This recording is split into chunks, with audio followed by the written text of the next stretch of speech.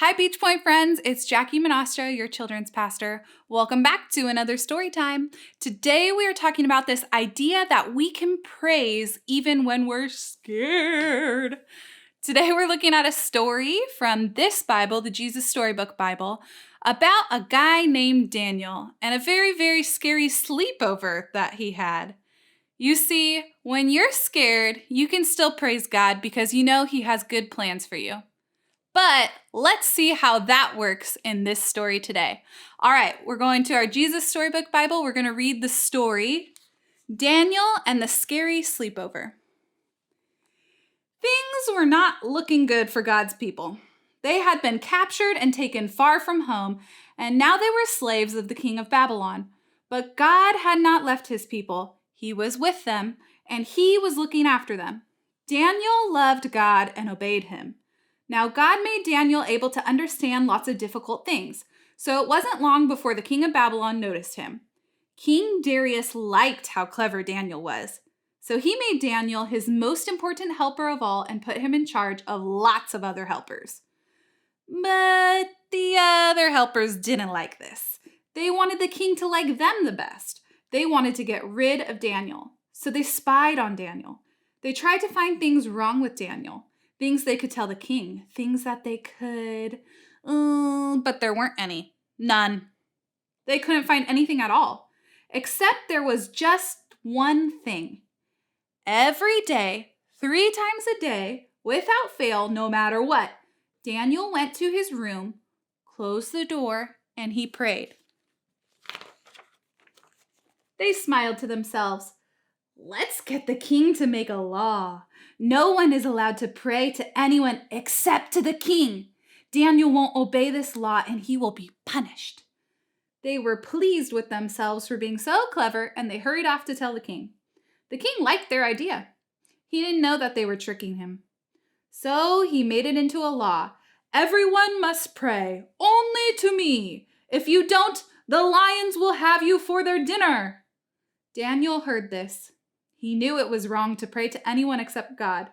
He had to do what God said, whatever it cost him, even if it meant that he could die. So Daniel went into his room, he closed his door, and he prayed. That's just what the bad men knew Daniel would do. They skipped straight off to tell the king. Oh, your most glittering highness, your law says, does it not, that everyone must pray to you alone, sire? Yes, said the king. Oh, majesterial brightness, then correct us if we're wrong, but it would seem that Daniel is praying to God, not to you. The king was sad. He had been tricked. He didn't want to hurt Daniel, but he couldn't change his law.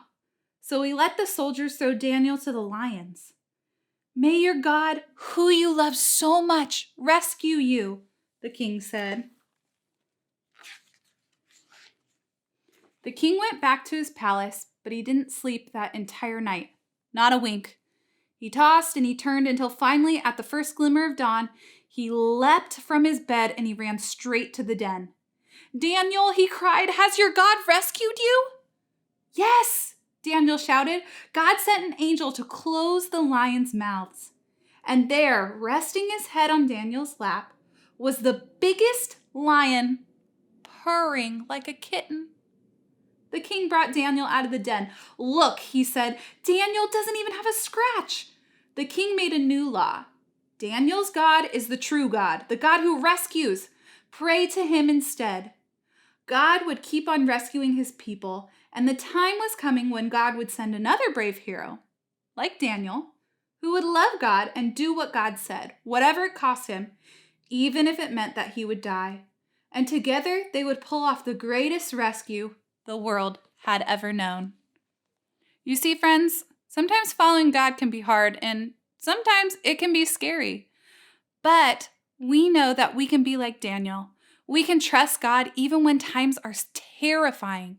We can talk to God and we can choose to trust and follow Him because He cares for us and will take care of us. So, I have some discussion questions for you. With your family, talk together. I want you guys to come up with the bravest person you know. What makes that person so brave? And what does it mean to be brave? Take a look out for our challenge for the day. I can't wait to see what you guys are doing at home. Bye!